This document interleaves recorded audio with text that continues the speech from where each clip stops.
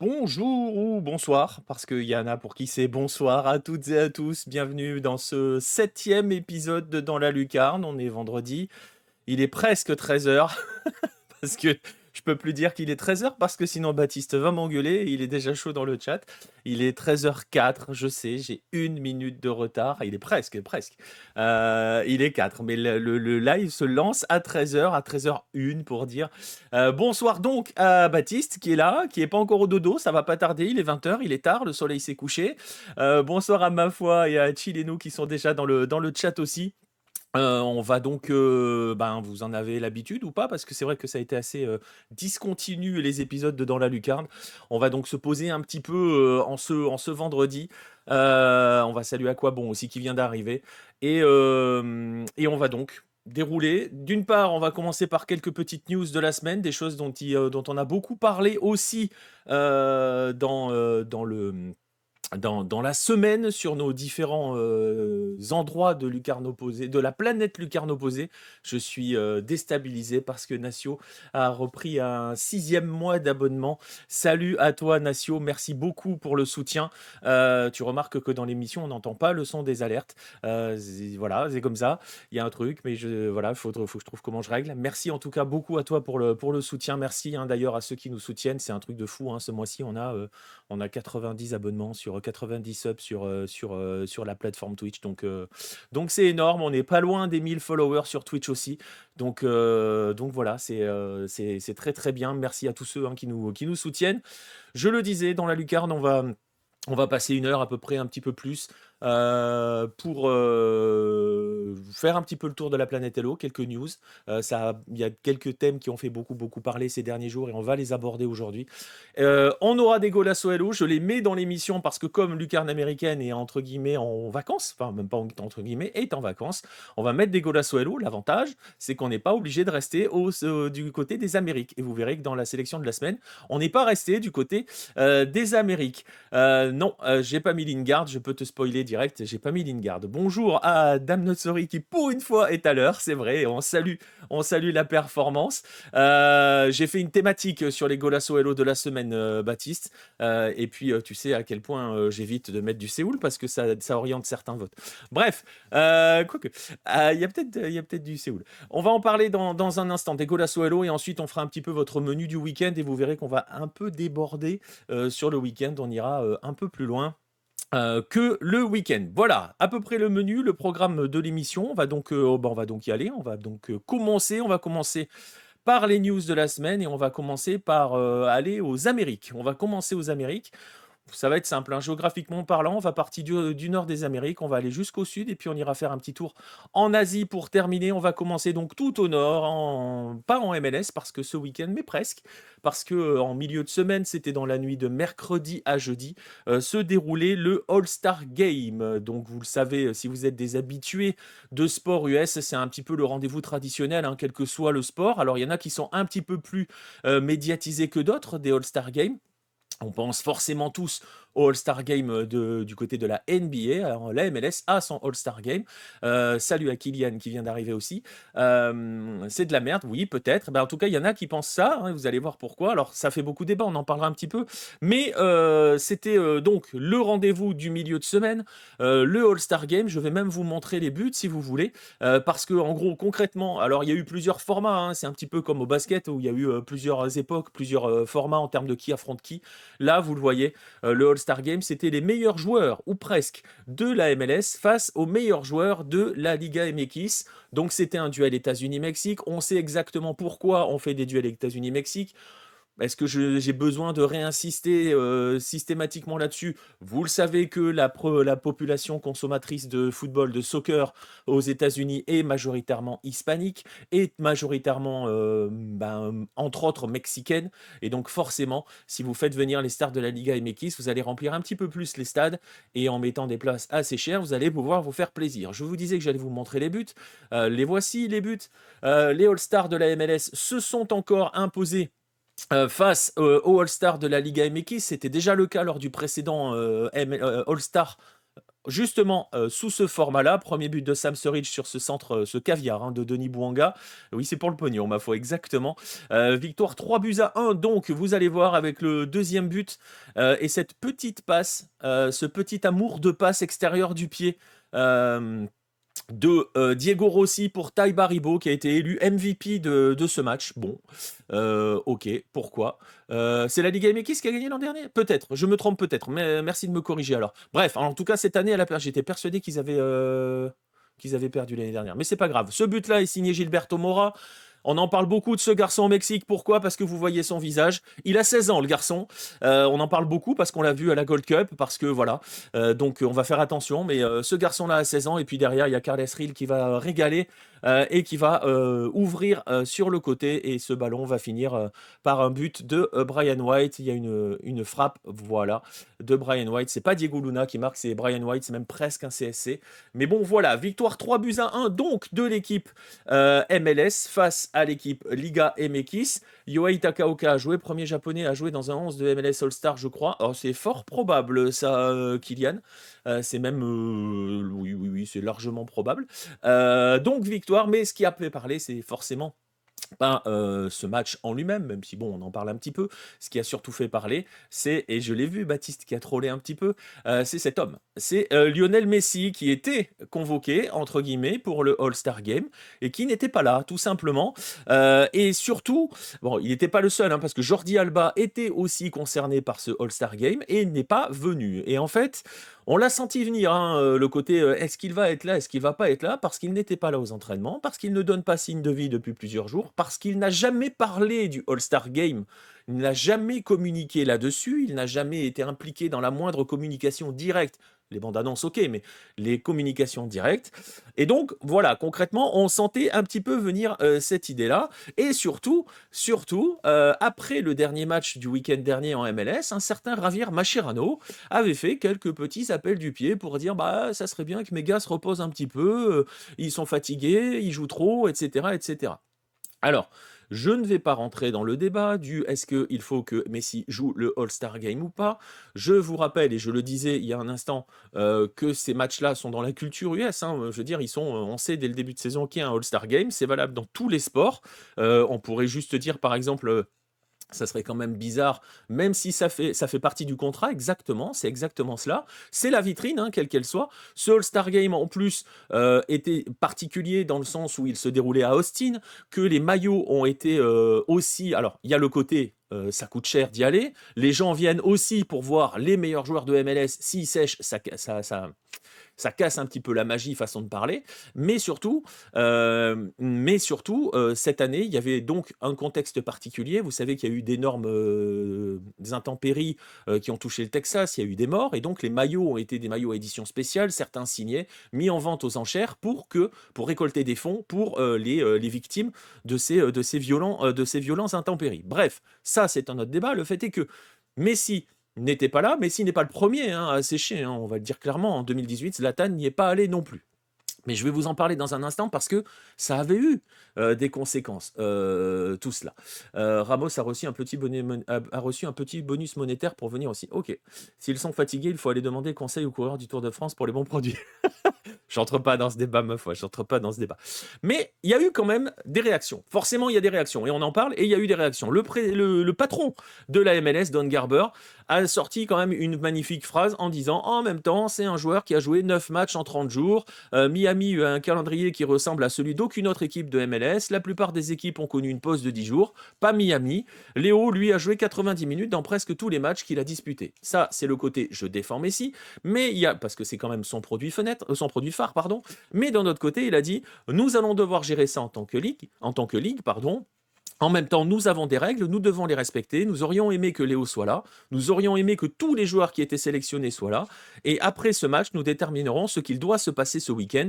On m'a dit ce matin que ni Jordi Alba ni Messi ne s'étaient entraînés. Jordi s'est donc blessé lors du dernier match. Voilà, et nous allons devoir gérer ce que Miami va dire à ce sujet-là. Ça va d'ailleurs dans le sens d'une déclaration qui a été faite par la Ligue aux médias The Athletic, le bureau de la Ligue doit s'entretenir avec le club avant de confirmer la disponibilité des joueurs pour samedi. Alors pourquoi il est question de disponibilité des joueurs samedi et tout? Je vais vous expliquer cela dans un instant. Avant tout, premier élément, Don Garber nous explique que Messi et que Miami a eu un calendrier comme personne d'autre en MLS. Alors il a raison, en un mois, pardon, l'Inter Miami a joué 9 matchs. Mais sur les 9 matchs, il y en a 4 de la Giannis International Cup. Voilà. Ça veut dire que une fois de plus, cette compétition de merde est venue fracasser le calendrier d'une équipe et potentiellement entraîne qu'aujourd'hui, les joueurs ne vont pas au All-Star Game. Vous allez me dire, c'est pas important le All-Star Game. Vous allez voir les conséquences. Et la gestion du temps de jeu, voilà. Ça, c'est... OK, Miami a fait 9 matchs en un mois. Alors, Garber dit, Miami est la seule équipe de MLS à avoir eu un tel calendrier. Bon, on va lui rappeler que pendant ce temps, le LAFC et Seattle étaient aussi à la Coupe du Monde des clubs. Ils ont joué 8 matchs dans ces 30 jours, donc un de moins que Messi puisqu'ils sont sortis dès la phase de groupe, et qu'ils étaient là. Tous leurs joueurs étaient là au All-Star Game. Vous avez vu l'action de Denis Bouanga lors du premier but de Sam Surridge. Pas mal de repos. Pendant que les autres meilleurs joueurs jouent. C'est exactement cela qui est en question, Noévé. C'est exactement cela. Pendant ce temps-là, des clubs qui n'étaient pas à la Coupe du Monde des clubs, à la Giannis International Cup, ont joué 7 matchs. Je pense par exemple à Columbus et je pense à Cincinnati. Je prends ces exemples-là parce que ce sont des concurrents directs de l'Inter Miami dans la conférence Est. Et Cincinnati est l'adversaire du prochain week-end, l'adversaire de Miami. Columbus et Cincinnati, en un mois, ont joué 7 matchs de MLS, c'est-à-dire 2 de plus que l'Inter Miami, en MLS uniquement. Bref, aucun des joueurs de Cincy, aucun des joueurs de Columbus Crew qui avaient été convoqués n'a été mis au repos. Evander a joué, Diego Rossi a joué, Max Arsten a joué. Vous avez vu, puisque Diego Rossi fait la passe décisive sur le deuxième. Oui, mais Messi a 38 ans et traîne une blessure depuis la Copa América 2021. Merci, à quoi bon? Elle est très très intéressante ta phrase.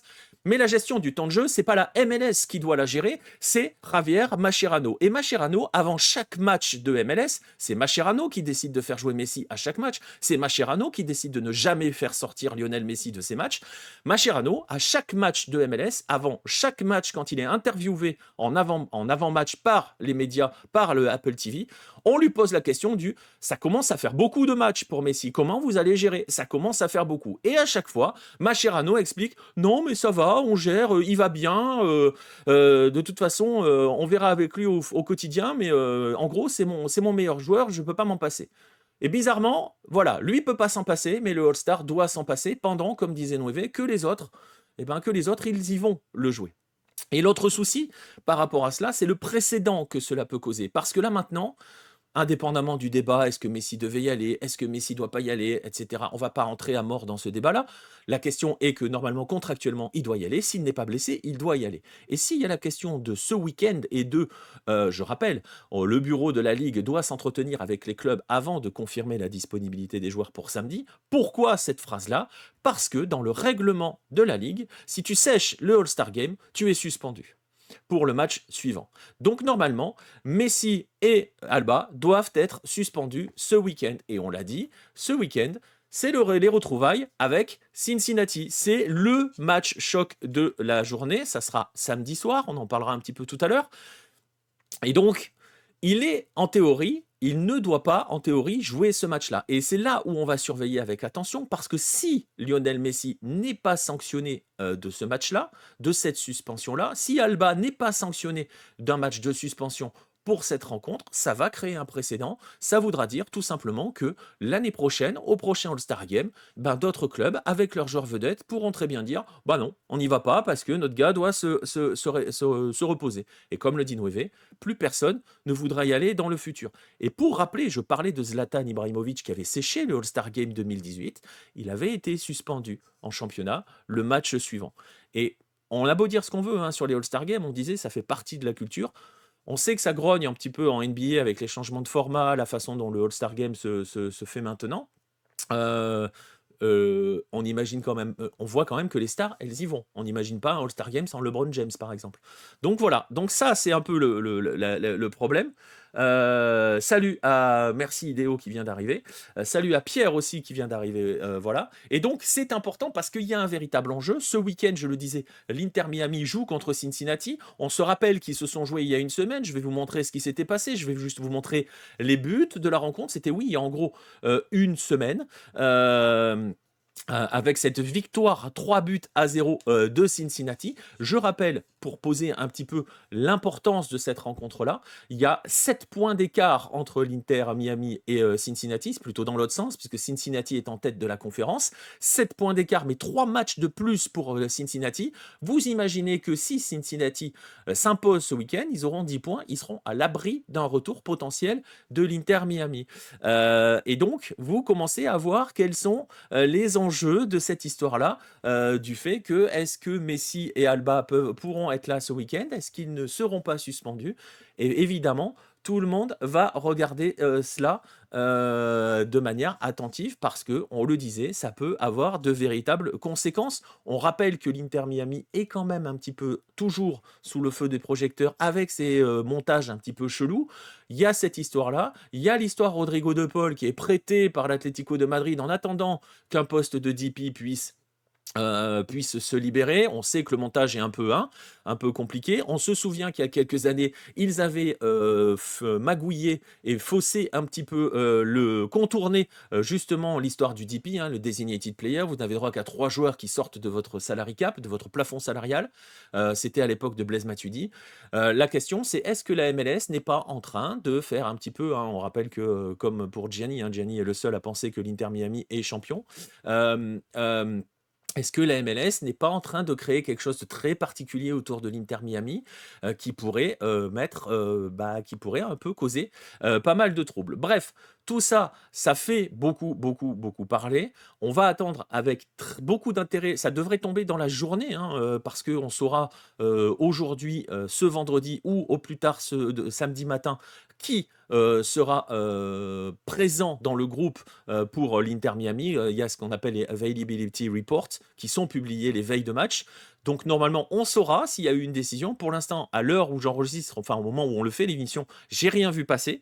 Donc pour l'instant, il est encore là, mais vous imaginez que s'il est là, ça va être un petit peu particulier. Au pire, tu le fais pas jouer. Si Blessy se blesse durant le match, tu aurais dit quoi? Un taulier pour la Ligue et Miami. Je suis désolé, à quoi bon? Il n'y a pas de passe droit. Si Evander se blesse pendant le match, tu fais comment pour Cincinnati? Si Diego Rossi se blesse pour Columbus, tu fais comment? Il n'y a pas de passe droit, c'est dans le contrat.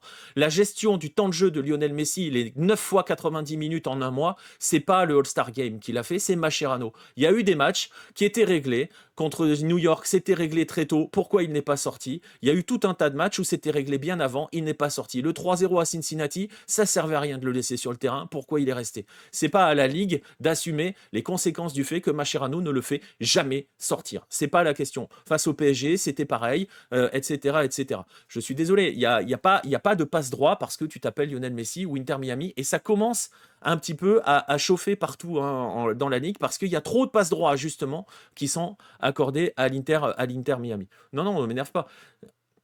Si Evander se blesse, ça aurait fait un taulier aussi, et personne n'aurait rien dit parce que le All-Star Game, à quoi bon, fait partie du rendez-vous de la saison. C'est la règle, c'est dans le contrat. Si un joueur de NBA se blesse pendant le All-Star Game, aucune franchise de NBA va aller s'en prendre au All-Star Game. Ça fait partie du contrat. C'est comme ça. Il y a pas c'est pas parce que tu t'appelles Messi ou quoi que ce soit que tu n'y vas pas. Que voilà. Après, il a le droit de pas y aller, mais on l'a dit, la jurisprudence, c'est un match de suspension. Voilà, c'est tout.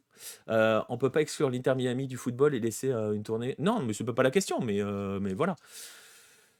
Dès que tu parles du chauve qui est sur le banc, Nico se chauffe. Bah non, mais c'est vrai.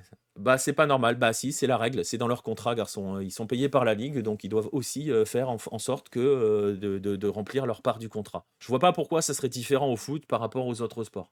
On dit passe droit ou magouille dans ce cas. Bah par rapport s'il y a rien pour Messi et Alba, on dira passe droit.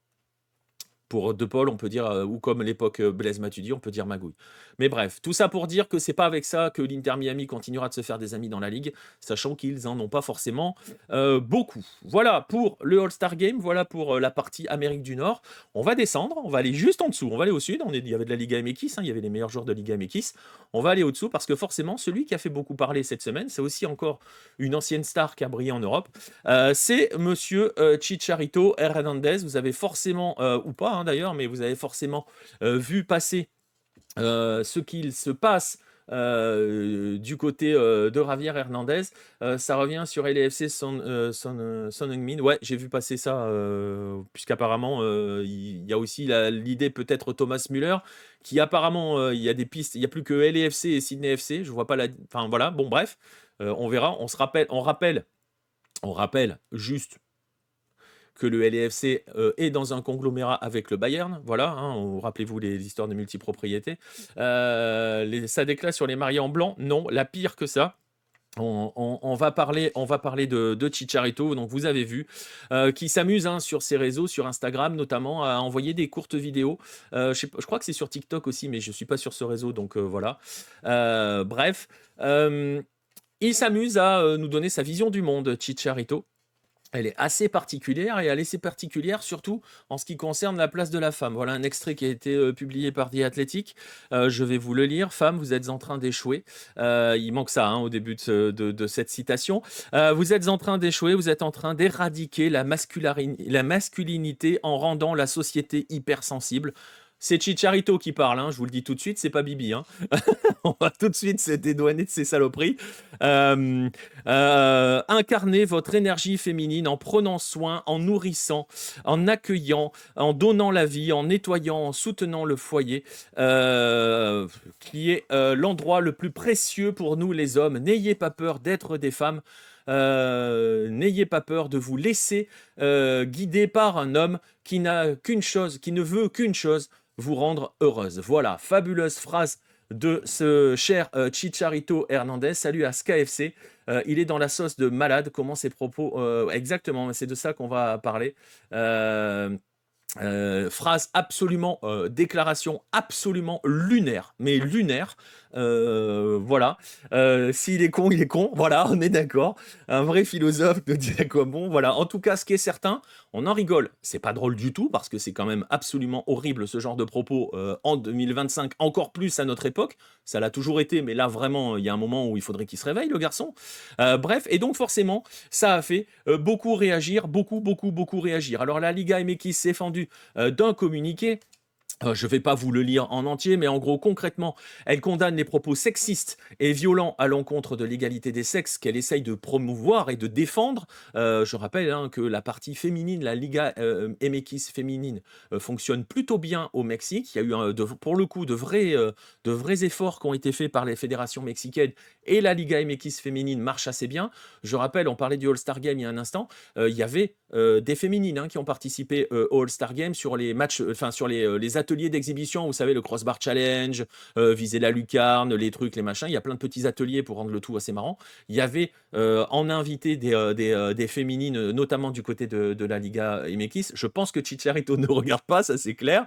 Bref, donc, la fédération mexicaine de football a réagi, condamne les propos, rappelle qu'elle se bat justement pour promouvoir l'égalité des sexes dans le sport, annonce des sanctions économiques contre le joueur, lesquelles, combien, on n'en sait rien, et surtout, ensuite, il y a eu d'autres réactions. Il y a eu une réaction de son club, les Chivas, qui aussi se sont totalement désolidarisés des propos de Javier Hernandez, qui ont annoncé que l'affaire se réglerait en accord avec les règlements internes au club. On ne sait pas ce que ça veut dire, on ne sait pas ce qui va en découler de tout cela, mais en tout cas, voilà, le club aussi ne soutient clairement pas son joueur, on ne va pas se mentir.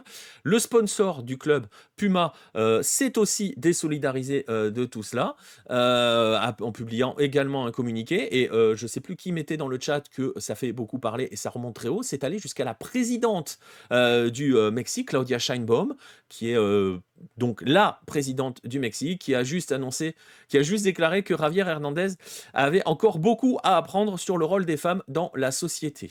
Il a pris, très cher, une tape sur la joue. Ouais, c'est possible. Il a un truc dans son contrat, qui lui interdisent d'être con? Non, c'est pas précisé, je pense. Mais ça, de toute façon, si tu commençais à le faire, tu aurais beaucoup de joueurs à qui tu romprais le contrat. Bref, tout cela pour dire que devant la sauce monumentale et méritée que Chicharito prend, il a publié une réaction, une réponse sur ses réseaux. Je vais vous la traduire. Je remercie sincèrement ceux qui m'ont soutenu et qui ont respectueusement partagé leur point de vue avec moi et qui ont exigé que je devienne une meilleure personne. Bref, je regrette profondément la confusion ou le malaise que mes récents propos ont pu causer. Mon intention n'a jamais été de limiter, de blesser ou de diviser. En tant que père, homme et membre de cette communauté, ma priorité est d'agir avec respect, humilité, responsabilité, blabla. Je suis à l'écoute, je réfléchis. Je m'engage à m'exprimer avec plus de clarté et de sensibilité, en particulier sur des sujets aussi délicats. Je crois que le changement commence par soi-même. Je saisirai donc cette occasion pour comprendre, grandir et continuer à travailler pour être une meilleure version de moi-même. Blablabla, blablabla, blablabla. Merci de ChatGPT. Très probablement, on verra. En même temps, mais s'il a les mêmes folles que chez nous, je vais pas lui tomber dessus. Ouais, si, quand même, là, merci. On peut lui tomber dessus parce que c'est absolument scandaleux ce qu'il est allé sortir. On a beau penser ce qu'on veut, se placer de n'importe quel côté, des propos sexistes restent des propos sexistes et restent intolérables. La place de la femme n'est pas de nettoyer d'accueillir la vie et de nettoyer la maison pour que l'homme puisse lui permettre d'être heureuse. On va arrêter 2 minutes quand même là. Quand même. Euh, voilà, parce que sanctions financières, ok, mais sur quelle base? Je me demande ce que les mecs signent pour pouvoir l'être. Je pense, très honnêtement, Baptiste, je sais pas, hein, je pense qu'il doit y avoir dans les règlements, faudrait les éplucher, les règlements du point de vue disciplinaire, il doit y avoir des points de règlement contre justement tout ce qui est violence de genre, ou violence sexiste. Ça doit être précisé. De nos jours, ça doit l'être. Et donc là, on devrait peut-être avoir une idée comment dirais-je, du type de sanction auquel il peut s'attendre. Bref, tout ça pour dire que il est dans la sauce, notre ami Chicharito, et c'est mérité. Bravo à lui. On va rappeler quand même que Javier Hernandez, depuis son retour au Chivas, c'est 28 matchs de championnat et 2 buts. Voilà, peut-être une occasion aussi de faire parler de lui. De toute façon, s'ils le font, c'est qu'il y a un truc. Ouais, ouais, très clairement. Mais c'est vraiment la grosse, enfin, c'est le sujet qui fait beaucoup parler au Mexique cette semaine. Voilà, ces propos absolument scandaleux de Javier Hernandez. On va voir, hein, justement. Alors, il n'est pas d'un grand apport. Si on se place, tu vois, si on fait les mecs froids, qu'on fait les gros cons en disant alors, du point de vue du foot, est-ce qu'il apporte? Même pas. Donc, dans l'absolu, tu vois, tu peux même te dire que Chivas, c'est facile à gérer parce qu'il ne leur apporte pas grand-chose. Bref. Voilà pour l'une des news mexicaines. Il y en a une deuxième petite news mexicaine qui a beaucoup fait parler ces derniers jours parce que c'est cette fameuse histoire, on en avait parlé il y a très longtemps, enfin en 2020 hein, concrètement quand c'était arrivé, c'est cette histoire de ligue fermée. Vous le savez ou pas d'ailleurs, vous voyez cet extrait d'une news de Hello de avril 2020.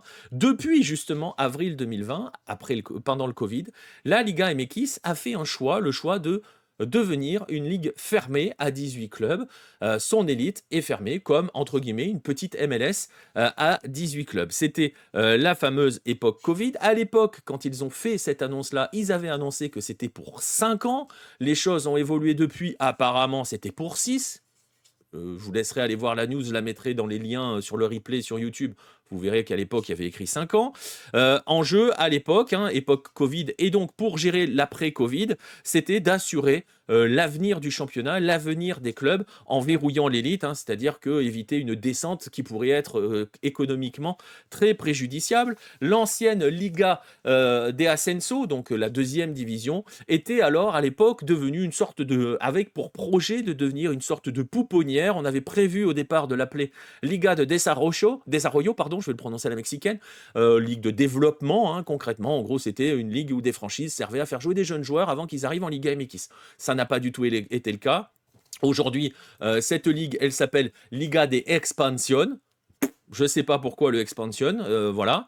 Le fait est que elle ne l'est pas, que la ligue est toujours fermée. Et si vous avez bien compris, au départ, il était prévu pour 5 ans. Et donc, ça voulait dire que normalement, pour l'Apertura 2025, on aurait dû avoir, c'est-à-dire là, on aurait dû avoir le retour de la promotion, relégation, et donc la montée de clubs qui viennent de cette ligue.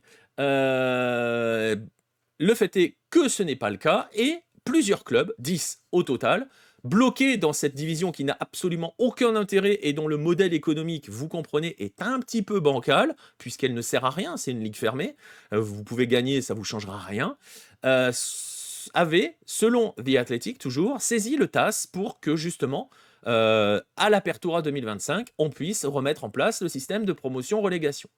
Ces 10 clubs, je vais vous les citer parce qu'il y a quand même quelques clubs très connus dedans, très connus de ceux qui suivent un petit peu le football mexicain.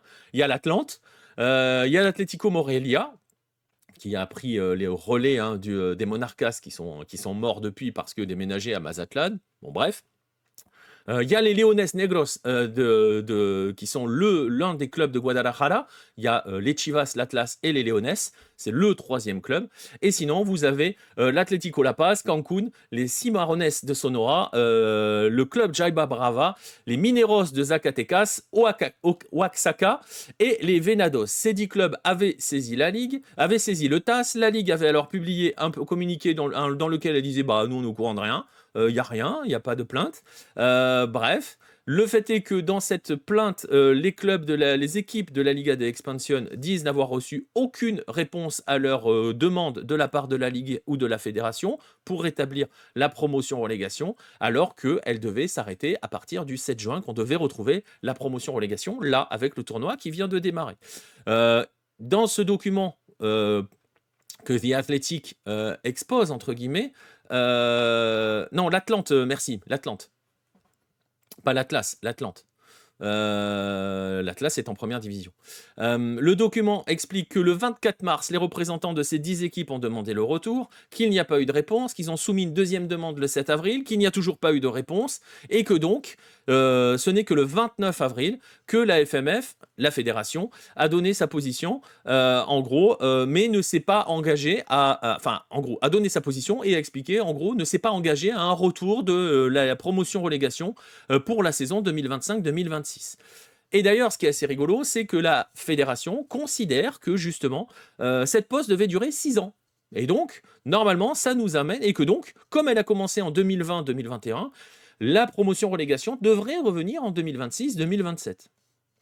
Il y a eu cette plainte de 10 clubs, il y en a 4 qui se sont retirés de cette plainte, il en reste 6, notamment dedans les Leones Negros et l'Atlético Morelia. Et donc ce mercredi, dans cette semaine, le TAS, le tribunal arbitral du sport, a publié sa décision, qui n'en est pas vraiment une, pour dire les choses très clairement, en disant que oui, il a le droit de statuer dans cette affaire-là, il va statuer, mais il faut qu'il étudie. Donc il a repoussé un petit peu l'histoire. Je crois que la prochaine réunion du TAS, c'est aux alentours du mois d'octobre.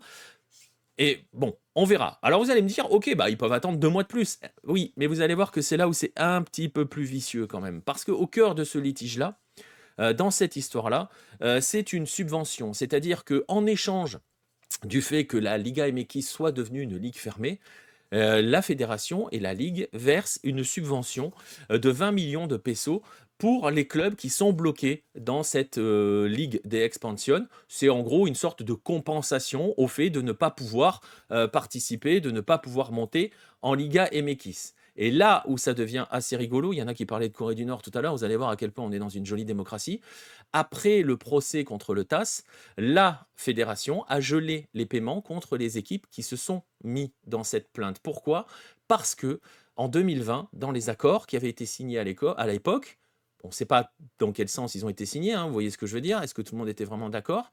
Il y a une clause qui veut que tout club qui entame une action en justice contre ça voit ses subventions gelées. Ce qui veut dire que les 6 clubs restants n'ont plus de subventions. C'est aussi, vous l'avez compris, un joli moyen de faire pression sur les équipes pour que la situation reste comme ça et que tout le monde la ferme. Et donc, ces 6 clubs-là qui restent encore dans la guerre et qui ont posé ce recours au TAS sont dans une double pression. 1, l'absence de subvention, donc comment tu tiens dans un modèle économique qui n'existe pas, et 2, l'incertitude quant au déroulement de la procédure judiciaire, sachant que s'ils perdent l'action en justice devant le TAS, ils vont devoir dédommager, payer les frais de justice et peut-être dédommager la Ligue qui ne se manquera pas de les attaquer quand il y a de l'argent. Il est toujours bon à prendre. Voilà où on en est. On sait que ce verdict devrait déterminer si la promotion-relégation reviendront dans le football mexicain.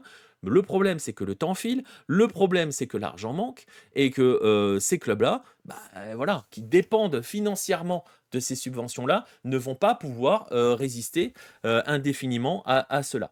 Ça, la mondialisation, c'est les mêmes que chez nous qui gèrent, c'est bien. Ouais, c'est un peu ça, ce KFC, on est d'accord. En même temps, c'est quand tu détiens les cordons de la bourse, t'es puissant, hein.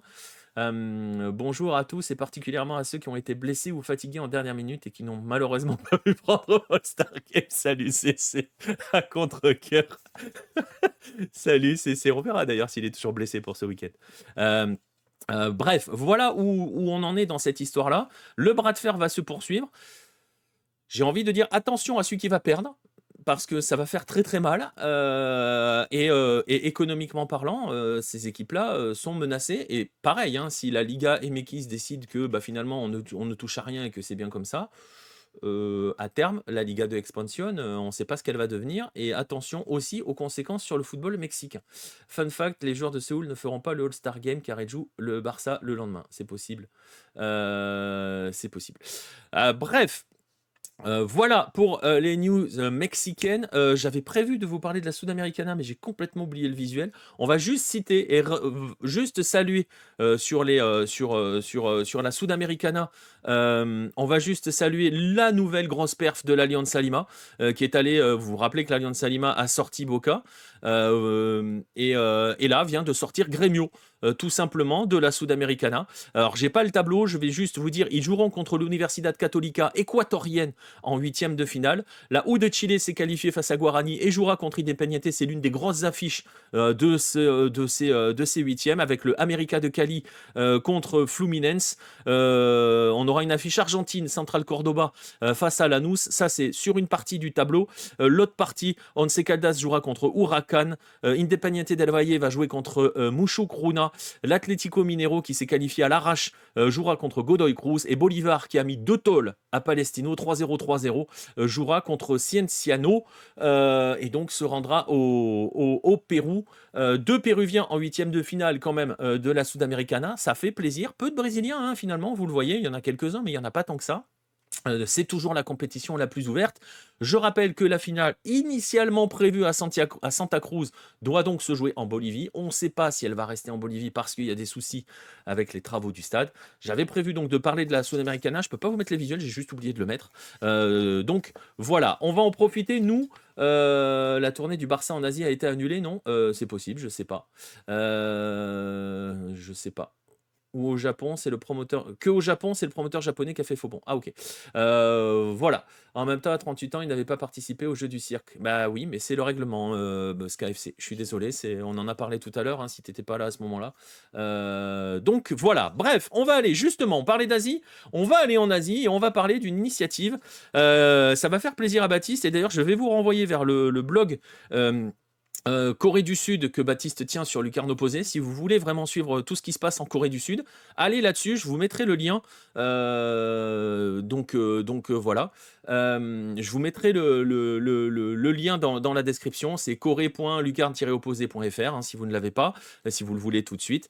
Si vous voulez tout savoir de ce qui se passe en K-League, mais pas que, hein, partout. Voilà, enfin on parle vrai. Voilà, on va parler de cette initiative. Tu en as parlé, il y a un article là-dessus sur le sujet. C'est cette approche marketing que tient la K-League. Alors c'est assez rigolo parce que je sais que tu te souviens Baptiste, mais il y a plusieurs années on avait parlé, tu avais parlé, merci à Kev Dessau pour le follow, tu avais parlé de ce que la K-League devait s'inspirer entre guillemets de la MLS pour essayer d'avancer, parce qu'on se souvient qu'à l'époque c'était compliqué de remplir les stades, c'était compliqué d'attirer du public, et on avait parlé des stades à taille humaine, on avait parlé, et tu avais parlé aussi du merchandising. Et bien le merch, ils s'y sont mis à fond, les Sud-Coréens, avec une recette qui fonctionne. C'est quelque chose, c'est très MLS, ouais, mais je crois que, alors il me semble, il faudrait regarder, je sais pas si tu te souviens, c'était les articles que tu avais traduits en accord avec les gars de K-League United, je crois, qui avaient fait toute une série de petits articles sur en quoi la K-League devrait s'inspirer de la MLS. Je crois qu'il y avait le merch dedans. Ah, faudrait vérifier. Bref, depuis le Covid, justement, ça c'est une autre manière de gérer le Covid. La K-League a repris la gestion de ses droits à elle. Ça avait commencé avec des partenariats que certains présents dans le chat connaissent bien. Je pense notamment à Sorare, puisque ça a été l'une des premières ligues à intégrer Sorare, hein. Je crois que c'est l'un des premiers avec la Belgique, il me semble. J'en profite pour rappeler à tous ceux qui ne jouent pas à Sorare et qui veulent y jouer, et ça c'est des choses que les streamers Sorare ne vous diront jamais parce qu'ils n'ont pas le droit, je pense. Sorare est un jeu d'argent, donc si vous voulez y aller, faites attention, hein, jouez de l'argent que vous pouvez perdre, comme des paris sportifs. Je sais que Sorare déteste quand on dit qu'ils sont un jeu d'argent. Sorare est un jeu d'argent, donc voilà. Si un jour ça vous chauffe, c'est pas un jeu pour s'amuser comme ça. C'est un vrai jeu d'argent. Ça s'est poursuivi. Donc, il y a eu Sorare et ensuite il y a eu des cartes. Alors, c'est marrant parce que pas des cartes virtuelles, des vraies, en accord avec Panini. Je peux même vous en montrer parce que bah, je connais quelqu'un qui m'en a envoyé. Voilà, je peux vous en montrer. Voilà, c'est ça, ça se présente comme ça. Ce sont des cartes de la K-League. Bon, j'en ai quelques-unes, hein, vous voyez. Voilà. Je sais que ça excite tous les joueurs de Sorare, ce joueur-là. Voilà. Exactement. Voilà, il y a aussi. Voilà. Bon, bref, il y en a plusieurs. Les nouvelles, j'ai pas encore mis la main dessus. Voilà, vous voyez, on en a quelques-unes. Voilà, c'était des cartes qui avaient été faites avec Panini, vous voyez sur l'emballage. Il y a du Pohang, hein. Ouais, il y a du Pohang. Tu veux que je te montre un Pohang? Je sais pas si je vais l'attraper rapidement. Attends. Je vais essayer de te faire plaisir. Tiens, voilà du Pohang. Je sais pas si on voit bien. Voilà du Pohang. Voilà. Que devient ce bon vieux Jess Lingard? Il va bien, Noévé. Voilà. Bref, ça avait continué avec ces cartes, Panini, et ça se poursuit maintenant. Ça continue de se développer avec d'autres partenariats avec des personnages de dessins animés populaires. Ça, je vous laisse aller voir sur le site, de Baptiste, sur le blog Corée de Baptiste, mais aussi avec des nouveaux partenariats avec des jeux de société. Et des jeux de société comme ce jeu-là, alors vous arrivez forcément à lire, hein, parce que vous lisez tous le coréen, ça s'appelle Blue Marble. Je le lis pas plus, hein, voilà. Ça s'appelle Blue Marble, c'est le Monopoly coréen. Baptiste me corrigera si je me trompe, mais je crois que c'est ça. Bulumaboul, voilà. Bulumaboul, tu dis comment? Bulumaboul ou Bulumaboul? Bon, bref, Blue Marble en français. Super bon français. Je vous montre quelques visuels quand même, que vous voyez la tronche du jeu. Franchement, ça donne envie. Il y a une histoire, alors c'est pas très clair, hein, cette histoire. On sait que tu peux coupler, vous voyez les gens dans les mains, ils ont des cartes K-League Panini. On sait que tu peux publier, que tu peux utiliser ces cartes-là pour renforcer ton équipe et tout. Donc voilà, on sait pas trop comment ça fonctionne en termes de règlement. On attend que Baptiste mette la main dessus. Vous avez aussi un jeu que vous connaissez probablement si vous y avez joué, parce qu'il est chez nous ce jeu-là, c'est le Double. Donc voilà, avec des emblèmes et des mascottes des clubs de K-League. Tout ça pour dire que donc il y a un véritable engouement, il y a une véritable politique de merchandising. On est en train d'essayer d'attirer des gens de partout autour des stades de foot. Ça fonctionne de fou, Baptiste pourra en témoigner. C'est très compliqué de mettre la main sur les cartes Panini que je vous ai montrées. C'est très compliqué de mettre la main sur ces jeux-là. Il y a des pop-up, des pop-up stores éphémères, donc, qui sont ouverts. Faut réserver pour aller pouvoir mettre la main sur ce type de jeu-là. Tout le monde se jette dessus et ça fonctionne bien. On ne sait pas s'il y a un lien direct, mais les stades n'ont jamais été aussi remplis aussi. Et donc voilà, c'est aussi une politique de merchandising qui fonctionne bien. C'est une sorte de Monopoly. Tu pourras gérer ton club et tes cartes Panini te feront gagner en puissance. Pas tout compris, je vais essayer de l'acheter dimanche. Voilà, voilà, c'est un peu ça. Donc vous voyez, il y a une politique de merchandising qui a été mise, qui est efficace. On essaye de montrer la marque véritablement sur tout type de support. Télé, jeux en ligne, jeux de société, partout, ça fonctionne, ça marche, ça attire des foules. Et les stades de K-League sont beaucoup plus remplis qu'autrefois. J-League, c'est plus élégant, K-League, ce sont des brutes. On est parti dans le débat, quelle est votre ligue préférée? Bref, si vous voulez en savoir plus, je vous renvoie vers l'article de Baptiste. Il est sur le blog Corée de Lucarno Posé. Je mettrai tous les liens forcément dans la description. La LFP devrait s'en inspirer et pas juste diffuser les matchs. C'est aussi un petit peu pour cela que j'en parle, Dame Not Sorry, c'est que vous voyez qu'il y a des politiques de merchandising. Alors les Américains, on en parle souvent, de la MLS, on a parlé la dernière fois des maillots, ils font beaucoup de choses autour de cela. Chez nous, c'est pas le cas. Voilà, tout cet aspect-là n'est pas là. Donc voilà, c'est aussi pour cela que j'en parle. Vous voyez qu'il y a des ligues et ça fonctionne. Je ne sais pas si ça ramènerait plus de monde au stade. Ce qui a ramené le plus de monde au stade chez nous, par exemple, c'est le fait que personne ne puisse voir les matchs. Donc voilà. Bonjour, en Corée du Sud, ils vont autoriser les gardiens étrangers désormais, nous dit Cholito. Oui. Baptiste, tu as fait un article, Baptiste, hein, dessus. Hein, je crois que tu en as parlé. Hein. Baptiste te confirmera ça dans le chat, mais oui, oui. Voilà. Tu trolls, mais tu as raison. La J-League est en mode technique, la K-League c'est physique et impact. Ouais, voilà. Dès l'année prochaine, voilà, tu as ta réponse. Je crois qu'il y a un article hein, sur le blog Corée de Baptiste là-dessus. Bref, Team J-League, Urawa et Verdi ici. Aïe, dommage. C'est pas grave. Team Kyoto Sanga ici. Hein, donc voilà, bref. Bref. Voilà donc pour les news. Voilà pour les news de la semaine. Vous avez vu, on était aux États-Unis, on est passé au Mexique et on a fait une toute petite parenthèse Sudamericana et on a fini en Asie. C'est un peu le principe d'essayer de faire un petit peu le tour. On est déjà à 48 minutes. Ouais, on est déjà assez solide. On va donc passer à la rubrique. Golasso Hello. Voilà, je l'avais dit, ils vont revenir un petit peu là-dessus. Maintenant, on regarde un film de requin. Non, non. Qu'est-ce qui nous arrive, Baptiste là? Qu'est-ce qui t'arrive? Bref, on va passer au Golasso Hello. Avant cela, petite bouteille à la mer, vous l'avez peut-être vu, j'en ai parlé sur les réseaux et tout. Comme je l'écrivais, on est parti avec Hello sur un projet assez fou. Je peux pas vous dire exactement tous les tenants et aboutissants de ce projet. Ce projet, c'est une série documentaire. C'est à peu près la seule chose que je peux dire. Je peux pas vous donner le contenu et tout, même s'il est déposé. Hein, donc voilà. Mais voilà. Bref, il y a une série documentaire. On a fait beaucoup de choses hein, jusqu'ici avec Hello. Vous vous souvenez, il y a eu le mag, il y a la maison d'édition, le livre arrive, le 7e arrive. Je peux même vous le montrer pour ceux qui ne l'ont pas encore vu. Il est là. C'est la périodisation tactique. Un joli petit pavé de 448 pages. Voilà, il part lundi. Les précommandes s'arrêtent lundi, donc les envois se font lundi.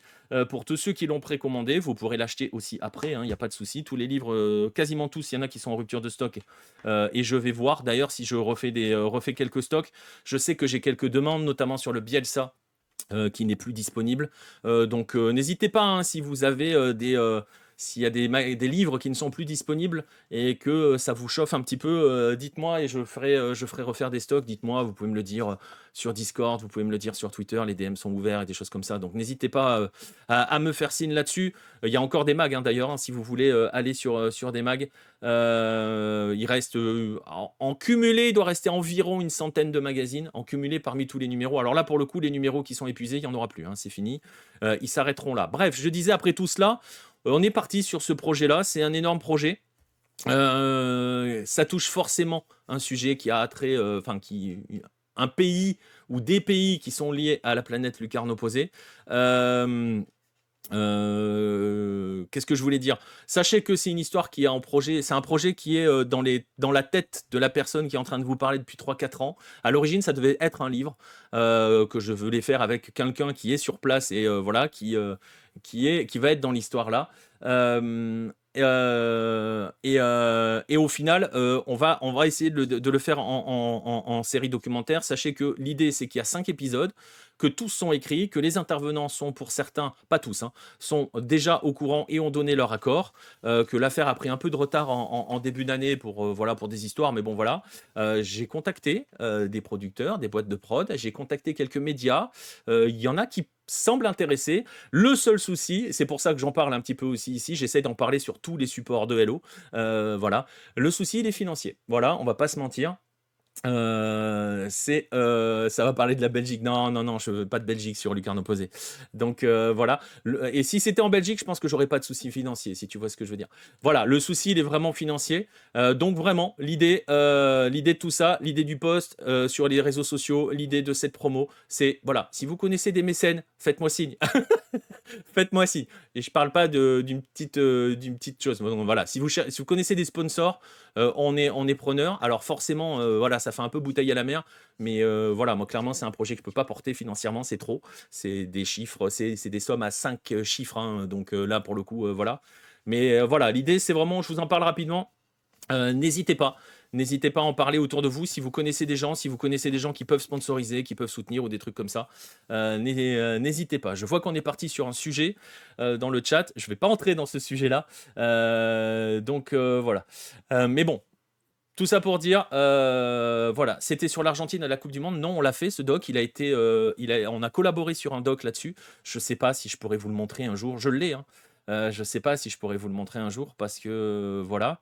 Il est tourné, il est fait. Ce doc a été sélectionné, même a fait partie de la sélection au festival du documentaire de sport, la première édition qui s'est tenue à Deauville l'année dernière. On n'a pas gagné, mais on était dans la liste, dans la sélection officielle. On était dans la sélection officielle. Il a été vu, il a été apprécié par beaucoup de monde. Donc voilà. Mais il n'a pas de diffuseur. Je ne vais pas vous mentir, je pense qu'il n'en aura jamais pour 2 raisons. Vraiment, je pense pour 2 raisons. La première raison, c'est qu'il est arrivé bien trop tard après la Coupe du Monde. Pour 3 raisons. La première raison, c'est que je pense qu'il est arrivé trop tard après la Coupe du Monde. La deuxième raison, c'est que publier quelque chose sur l'Argentine après ce qui s'est passé entre France et Argentine et la façon, l'Argentine bashing qu'il y a eu en France, je pense que c'était pas du tout la bonne idée et on l'a vu avec pas mal de diffuseurs qui ont freiné à mort. Moi, je vous dis, hein, je l'avais déjà raconté, mais à titre personnel, je voulais écrire un bouquin sur le foot argentin. J'ai lâché l'affaire à ce moment-là. Donc voilà. Et la troisième raison, c'est que maintenant, on est 4 ans plus tard presque. Donc, et qu'il y a eu d'autres documentaires qui ont été faits sur l'Argentine championne du monde, notamment l'équivalent des Yeux dans les Bleus, sauce Argentine, qui est un doc absolument magnifique. Dedans, vous êtes dans le vestiaire avec Messi, Di Maria et tout. Nous, on peut pas lutter. Donc voilà. Bref. Faire un reportage sur l'Argentine en France, non. Voilà, j'ai un maillot de l'Argentine que je ne mets plus, sinon ça me traite de facho. Voilà, c'est ça. Bah, nous, on a été porte-parole du Troisième Reich, merci Léo. Donc voilà. Bref, bon. Mais bon, ça s'est un petit peu calmé. Et le problème, c'est qu'on sait très bien que s'il y a un Argentine-France à la prochaine Coupe du Monde, ça va repartir.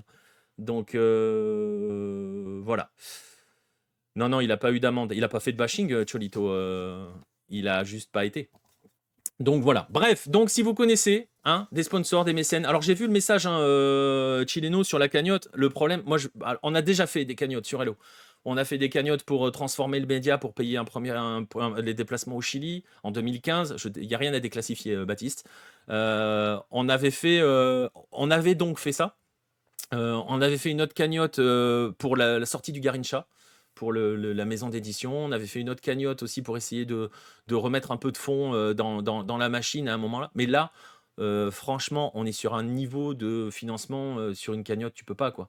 Enfin, j'ai pas été voir depuis, tu vois, tout ce qui est sur les sites de financement participatif, comme par exemple, nous, c'est ce qu'on avait fait sur KissKissBankBank.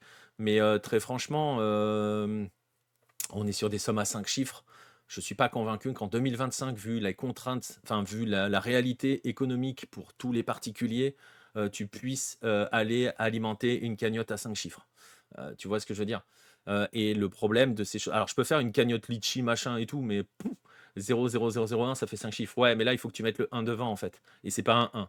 Donc voilà, un prêt étudiant à 25 000 euros. Ouais, c'est ça. Mais alors, je ne vais pas vous donner les chiffres qu'on m'a estimés. Mais 25 000 euros, c'est pas assez. Voilà. Pour dire les choses. Et ça coûte, voilà, pour te donner une idée, voilà. Je sais pas si je peux donner des chiffres. Donc voilà. Essayez de vous renseigner machin, mais on est sur des sommes on est dans la deuxième moitié des 5 chiffres, si vous voyez ce que je veux dire. Donc avec le chiffre important qui est avant les zéros, pas après. Donc voilà, donc c'est pour ça, tu vois, aller faire des cagnottes pour récolter ces fonds-là, je pourrais pas. On peut pas se mentir, on va pas se mentir. Tu vois, si on arrive à lever plus près des 100 que des 50, ouais, voilà, c'est ça, on va dire un peu comme ça. On va dire ça comme ça. Je suis pas lyonnais, c'est. Bref. Donc voilà, donc c'est pour ça qu'il faut des sponsors, des choses. Mais voilà, je vous dis, j'en ai discuté, j'ai eu au téléphone une boîte de prod il y a pas longtemps, il y a 3-4 jours, qui est intéressé.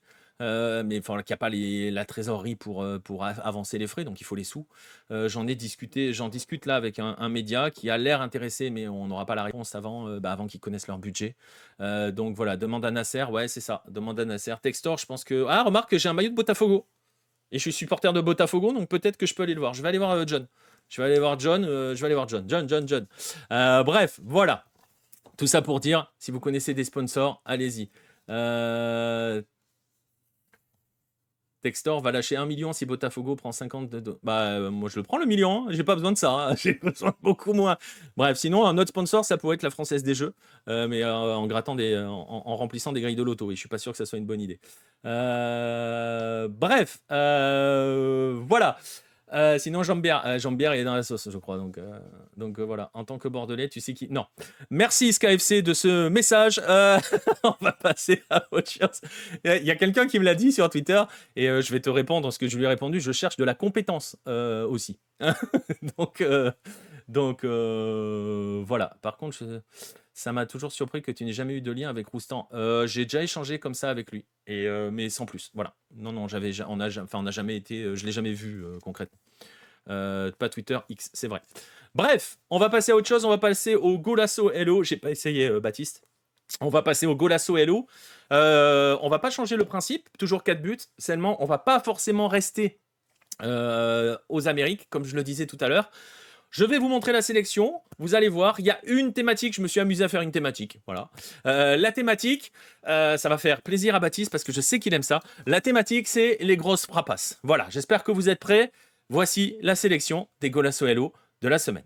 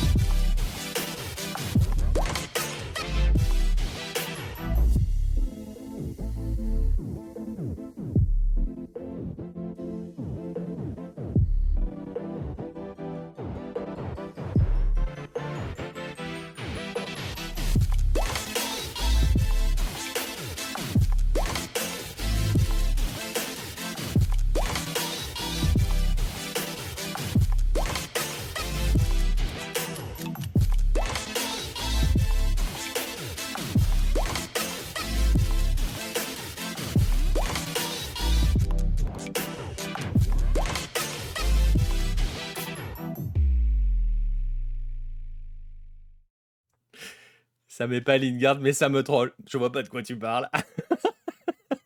La bise, Baptiste. T'as dit que t'aimais les grosses frappasses. Voilà, j'aime beaucoup le dernier. Franchement, voilà, j'aime bien la frappe de Cardona aussi. Hulk, c'est pour le doubler sur coup franc aussi, hein. Il en met un deuxième et il est à 2 doigts d'en mettre un troisième à la 96e, mais encore plus loin. Mais cette fois-ci, Everton va la chercher. Préférence pour le troisième. Eh bien justement, vous avez peut-être vu comment vous allez pouvoir voter. Vous allez pouvoir voter sur X et sur Discord dans la suite de l'émission. Vous allez avoir la sélection, vous allez pouvoir la revoir sur la chaîne YouTube de Lucarne Opposée si vous voulez revoir les buts. Le sondage sera sur le Discord, le sondage sera aussi sur X, donc il faut que je dise X, et vous aurez une semaine pour élire votre Golasso Hello de la semaine. On va le dire autrement, pour élire votre grosse frappasse de la semaine. Voilà. Le dernier est énorme, peu d'élan et ça part tellement vite. On est d'accord, ça part tellement vite. Juste pour toi, je vote pour la K-League. C'est beau. Il y a des amitiés qui se créent entre le Chili et la K-League. C'est magnifique. Bref, voilà, vous allez avoir une semaine pour élire votre grosse frappasse. Et puis la semaine prochaine, il y aura une autre sélection, tout simplement. Tout simplement. Allez, on va passer donc à la dernière partie de cette émission. On va passer au rendez-vous du week-end. Et vous allez voir qu'on va déborder un petit peu. On va dire les rendez-vous à venir, hein, concrètement, plutôt que les rendez-vous du week-end. Et on va commencer donc... on va commencer par le premier des deux rendez-vous.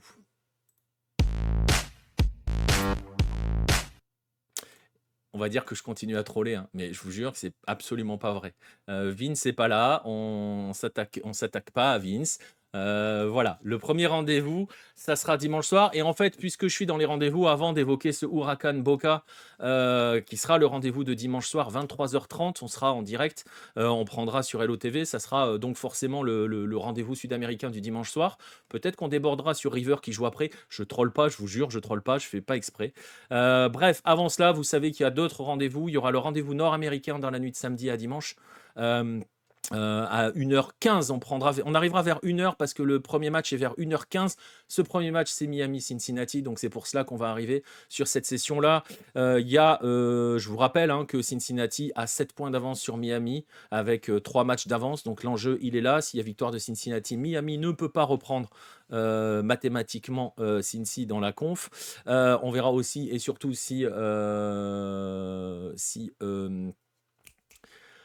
Messi sera là. Il y a d'autres matchs intéressants dans la session nord-américaine. Atlanta-Seattle à 1h30 et on terminera probablement par Saint-Louis, Minnesota. Très probablement. Voilà, ça c'est le rendez-vous de samedi soir, la soirée nord-américaine, vers 1h, 1h15. On sera là comme d'habitude. Et donc, comme désormais d'habitude, on sera là aussi dimanche soir pour la soirée, pour le match qui va opposer Huracan à Boca. Alors sur le papier, on va pas se mentir, c'est pas l'affiche du siècle, Huracan Boca, même si les historiens vous rappelleront du Huracan de 73 qu'ils n'ont pas vu jouer, celui de Menotti. On pourra parler de celui des Anges de Kappa, mais on en est quand même très très loin. C'est plus cette époque-là pour Huracan. Je sais pas du tout, Noévé. Je sais pas du tout, mais c'est intéressant parce qu'il y a une énorme pression autour le 0-0 incoming, probablement, et j'espère pas pour Boca parce qu'il y a une très très grosse pression autour de ce match. Tu posais la question depuis combien de temps Boca n'a pas gagné. Ça fait 10 matchs que Boca n'a pas gagné dans toute compétition confondue. C'est son record. Et c'est un record qu'il égale, Boca, en 2025, avec une performance qui a déjà été réalisée sous Riquelme président, qui datait de 2021. Et il y a grosse pression. Et si je dis ça fait 10 matchs, c'est parce qu'en milieu de semaine, Boca s'est incliné en Copa Argentina, en 16e de finale, face à l'Atlético Tucumán, 2-1, je crois, de mémoire. Et donc, est en très très grand danger de manière générale pour les qualifications continentales. Je vous rappelle que pour se qualifier quand on parle de compétition continentale pour Boca, on parle évidemment et uniquement de Libertadores. La Sudamericana, c'est un petit peu annexe parce que ça rapporte pas assez, très clairement, et Boca n'a pas un effectif construit pour jouer la Sudamericana, mais pour jouer la Libertadores. Boca est éliminé, et je vous renvoie justement vers les tweets de Vince avec Boca Juniors France. Cette saison, Boca a été sorti en phase 2 de la Libertadores à la maison par l'Alianza Lima, on en parlait tout à l'heure, a été donc privé de compétition continentale, a été éliminé en quart de finale de l'Apertura, du premier tournoi de l'année, donc ne peut pas se qualifier via ce premier tournoi à la Libertadores, a perdu tous les classicos qu'il a disputés face aux autres gros que sont River, Racing et Independiente, et a fait match nul face aux amateurs d'Auckland en Coupe du Monde, en Giannis International Cup.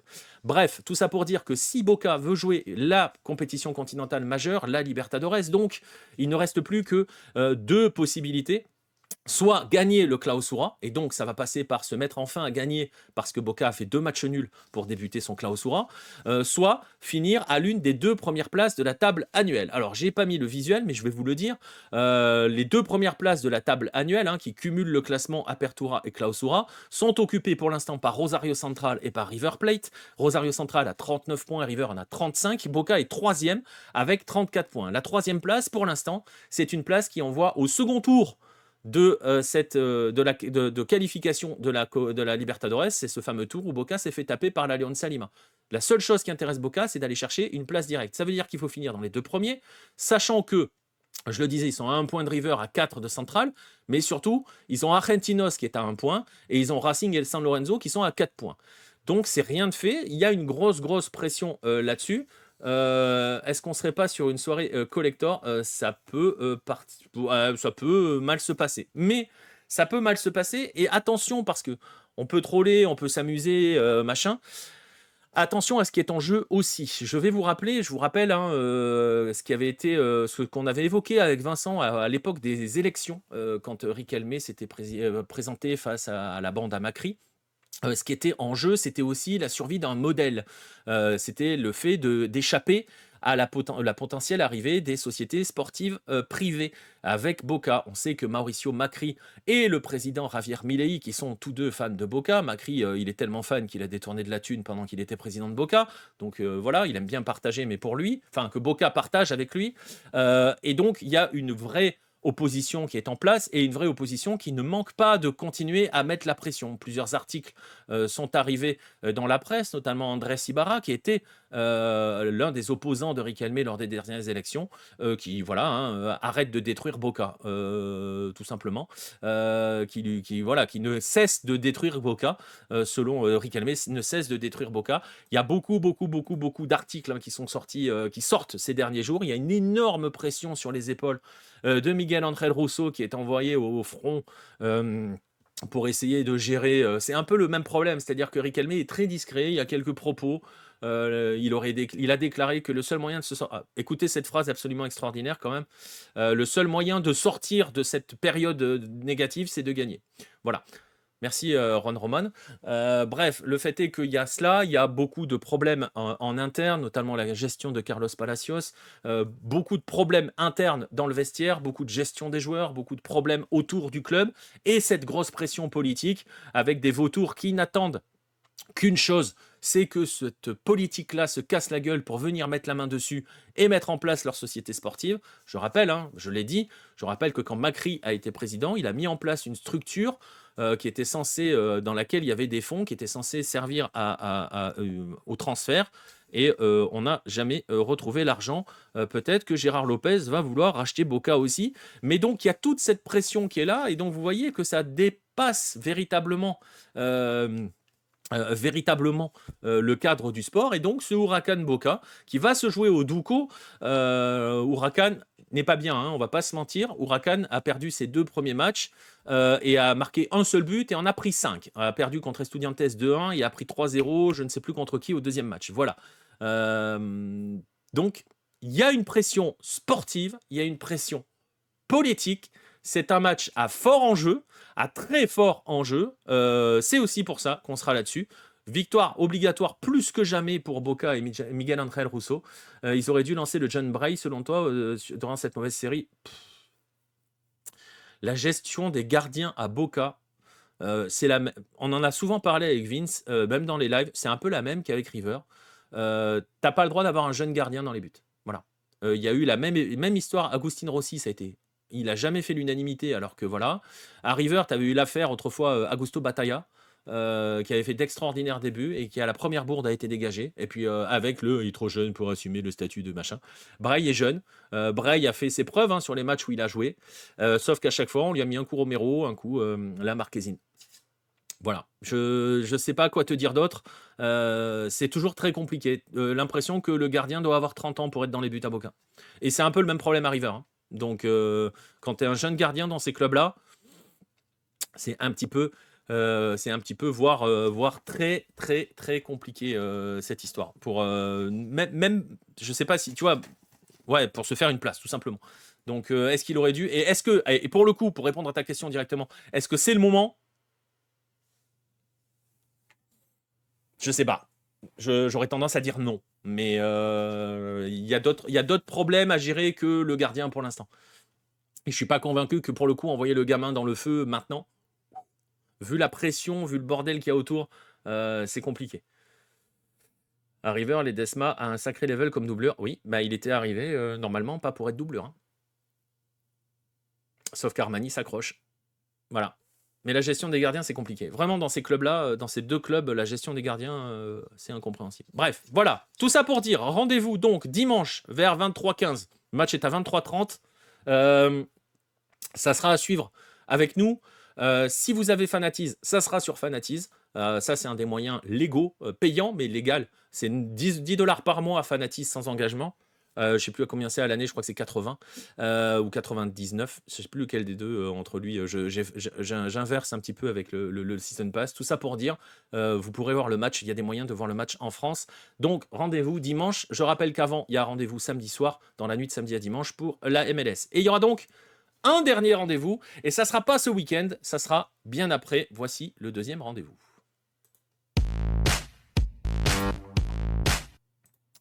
Ce deuxième rendez-vous, c'est la Leagues Cup, parce que oui, ce week-end de MLS, c'est le All-Star Game qui est League. Non, non, non, non. Est-ce que Messi va le jouer, Baptiste?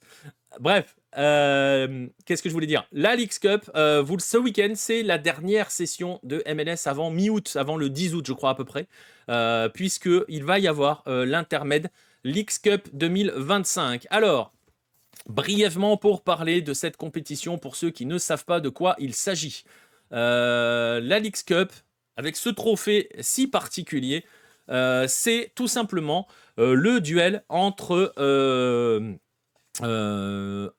la MLS et la Liga MX. Il y aura un guide sur Hello qui sera publié en début de semaine, où je vais vous représenter toute la compétition. Je vais quand même en profiter ici pour vous expliquer brièvement ce dont il est question, comment ça fonctionne, surtout que cette année, le format a changé. Ça fait partie de ces tournois internationaux qui ont lieu dans la zone CONCACAF, dans la zone Amérique du Nord, centrale et Caraïbes, et qui permettent aux clubs d'avoir un autre moyen de se qualifier pour la CONCACAF Champions League. C'est l'équivalent concrètement de la Copa Centroamericana ou de la Caribbean Cup, qui sont deux autres compétitions qui donnent un billet pour la CONCACAF Champions. La Leagues Cup, qui oppose donc les franchises de MLS aux franchises de Liga MX, donne 3 billets pour la CONCACAF Champions, les 2 finalistes et le 3e de la compétition, tout simplement. Donc ces 3 billets sont comme ça. C'est une compétition qui a pris la suite d'une espèce de compétition d'exhibition qui s'appelait la Superliga, qui a eu lieu entre 2007 et 2010, et qui opposait à peu près 8 clubs. D'ailleurs, c'était un peu le cas au départ de la Leagues Cup. La Leagues Cup était un tournoi d'été, amical, qui opposait 8 clubs. En 2019, ils s'affrontaient. Alors, c'était pas forcément un tournoi d'été, entièrement d'été, parce que ça durait 3 mois entre juillet et septembre, pas de lieu fixe, enfin, c'était un peu le bordel. Et ça qualifiait pas à la CONCACAF Champions. En 2020, Covid, pas de compétition. En 2021, même histoire, ils étaient 8. Et pour vous donner une idée, on choisissait à l'époque 4 équipes de chaque ligue, les 4 équipes les mieux classées qui n'étaient pas qualifiées pour la Ligue des Champions de la CONCACAF. Donc voilà. Il y a eu une version un peu bizarre en 2022 où on pensait que ça allait disparaître parce qu'ils prenaient des équipes un peu au hasard, c'était des matchs amicaux, il n'y avait pas de trophée, rien. Et ils ont véritablement relancé le truc en 2023. Bonne question. Est-ce que Messi va la jouer? Bien sûr qu'il va la jouer. Il va jouer tous les matchs, tu vas voir. En 2023, ils ont vraiment changé la chose. Et à l'époque, ils ont décidé que tout le monde allait y participer, c'est-à-dire toute la MLS et toute la Liga MX. La Liga MX, vous avez compris, ils sont 18. Et toute la MLS, à l'époque, ça faisait qu'au total, on avait 47 équipes qui participaient à la compétition, avec un format assez particulier. Je rappelle que la première édition, justement, a été gagnée de ce format-là, a été remportée.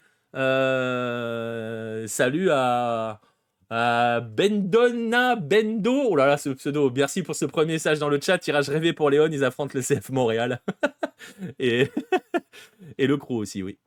Bref, tout ça pour dire, la première édition a été remportée par l'Inter Miami, hein, c'est le seul trophée du club à ce jour, c'est le seul, non, je vais pas la faire comme ça, c'est le seul trophée gagné par Léo Messi à l'Inter Miami avec le club. Bon, toujours, hein, je rappelle à Gianni que le Supporter Shield n'est pas un trophée de champion. Donc voilà, bref, c'est pas grave.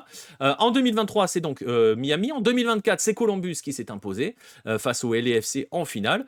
Et ces 2 éditions avaient un format qui était quand même assez particulier. On avait 15 groupes de 3 équipes. Les 2 premiers de chaque groupe se qualifiaient pour le tour final, après avec élimination directe. Et parfois, souvent même, on avait des matchs intra-ligue.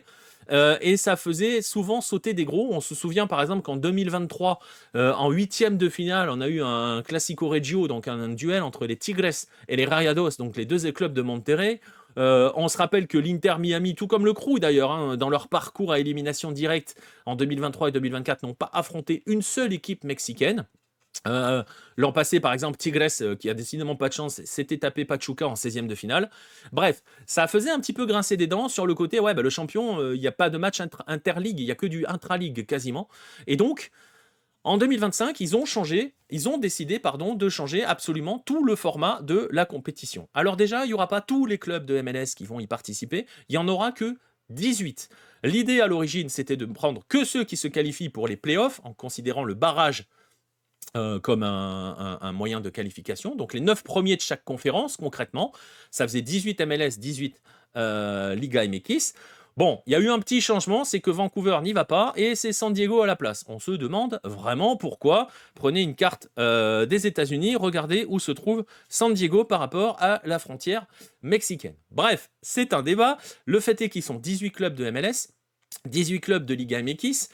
Ils ont été l'un et l'autre dans leur truc, dans leur catégorie, ils ont été classés. Il y a eu des chapeaux qui ont été faits en fonction de leur classement dans leur ligue respective. Donc 3 chapeaux. Et il y a eu des tirages au sort pour faire des groupes. Ce sont des groupes. Il y a eu 6 groupes. 6 groupes de 6 d'ailleurs, qui sont classés en 2 zones géographiques Est et Ouest. Je vais essayer de le faire clair pour que vous compreniez, parce qu'en fait, ces groupes, on s'en fout un peu. Les groupes, en fait, donnent juste les affiches de ce premier tour. Parce que le premier tour est particulier. Le premier tour va voir un club de MLS affronter uniquement les 3 représentants de la Liga MX qui sont dans son groupe. Et inversement, un club de Liga MX va donc affronter un seul club de MLS qui est dans son groupe. Donc que des matchs contre l'autre ligue qui sont au programme de ce premier tour. Vancouver n'est pas aux USA, Montréal non plus, et Montréal est là. Bref, tout ça pour dire, donc, uniquement des matchs interligues au sein de ces groupes-là, c'est pour ça qu'on connaît le calendrier. En gros, ils ont juste été utilisés pour donner le calendrier, parce que, si je dis que ces groupes, on s'en fout, c'est qu'à l'issue de ces 3 matchs disputés par chaque club, on va faire un classement général d'un côté des équipes de MLS, de l'autre côté des équipes de Liga MX. Je ne sais pas si je suis clair.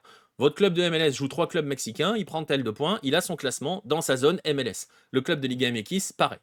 À l'issue de cette table cumulée, donc de tous les clubs de la ligue, de chaque ligue, on va prendre les 4 premiers de MLS, on va prendre les 4 premiers de la partie Liga MX, et on va les croiser pour qu'ils s'affrontent en quart de finale. Le meilleur club de MLS affrontera le 4e de la Liga MX, le meilleur de Liga MX, le 4e de MLS, et vous comprenez, on croise, on avance comme ça. Le leader, le premier, le meilleur, on n'a rien compris, il y aura quand même... Tu as des groupes, chaque équipe affronte 3 équipes de l'autre ligue, tu as un classement général d'un côté des équipes de MLS, de l'autre côté des équipes de Liga MX. À l'issue de ces 3 matchs, les 4 mieux classés sont en quart de finale, dans chaque groupe, voilà, dans chaque conférence, on va dire, dans chaque ligue. Voilà. Je pense que c'est assez clair. De toute façon, il y aura le league sur lucarne opposé qui vous expliquera tout cela. Tout ça pour dire que le MLS 1 et le Liga MX 1 ne seront pas du même côté du tableau. Et donc, ça veut dire aussi et surtout que ce nouveau format nous garantit qu'il n'y aura pas de match intra-ligue, c'est-à-dire 2 clubs de MLS ou 2 clubs de Liga MX qui s'affrontent avant, potentiellement, les demi-finales. C'est pas plus mal, c'est assez sympa, je trouve, comme format. Gianni a validé. Non, mais franchement, Baptiste, c'est assez simple. Hein. Je vais prendre un exemple. Imaginons les 2 premiers en bas, Atlanta et Charlotte. Atlanta joue 3 clubs joue 3 clubs mexicains. Charlotte joue 3 clubs mexicains. À la fin, ils ont un nombre de points, puisque voilà. Alors, il n'y a toujours pas de perdant, hein, c'est-à-dire que vous prenez 3 points si vous gagnez, 1 point en cas de match nul, et si vous faites match nul, il y a une séance de tir au but et vous prenez un point supplémentaire à l'issue. Donc 2 points si vous gagnez après une séance de tir au but. Et après, tu fais ton total de points sur les 3 matchs, le total des points. Toutes les équipes de MLS, ça fait un classement. Toutes les équipes de Liga MX, ça fait un classement. Les 4 premiers sont en quart. Je ne sais pas si je peux être plus clair que ça. Voilà. C'est comme la LDC, une ligue unique avec des adversaires différents. Plus ou moins. Une ligue unique, une ligue MLS, une ligue Liga MX. Sachant que la ligue MLS n'affronte que des gars de la Liga MX. Le but du jeu, c'est de ne pas avoir du Pumas Rayados, du Cincinnati Miami. Voilà. Je trouve que l'idée est pas si déconnante que ça. Donc voilà. L'idée, c'est ça. Et donc voilà. Donc pas de duel intra-ligue avant la demi-finale. Alors je vous vois arriver tout de suite. Mais alors contre qui Messi va-t-il jouer tous ces matchs de Leagues Cup? Quels sont les Mexicains qui vont affronter Messi? Les Pumas de Coco Carrasquilla et Pedro Vite, le Necaxa de Gago et l'Atlas de Doria. Voilà les 3 adversaires de l'Inter Miami sur la première phase, la phase de groupe. Et donc, je le disais, cette Leagues Cup, elle démarre dans la nuit de mercredi à jeudi. C'est pour ça que je vous ai dit, c'est les rendez-vous un petit peu plus à long terme. Dans la nuit de mercredi à jeudi, et elle commence très fort, parce que le match d'ouverture, c'est Toluca contre Columbus. Donc voilà, énorme affiche. C'est le match qu'on suivra C'est à 1h du matin, donc on viendra prendre l'antenne un tout petit peu avant, mais on va commencer la série de live Leagues Cup. On va avoir pas mal d'affrontements avec la Liga MX. Ça a un autre avantage, c'est que ça va aussi nous permettre de voir plus souvent des clubs de Liga MX. Je sais que c'est difficile de faire des lives parce que les meilleurs matchs sont très tard et que c'est difficile pour avoir accès aux matchs. Mais voilà, concrètement, tel est le premier rendez-vous. Toluca, Columbus, franchement, sur le papier, voilà, on devrait se régaler. Toluca qui vient de gagner le trophée de super champion du Mexique face à l'América, 3-1.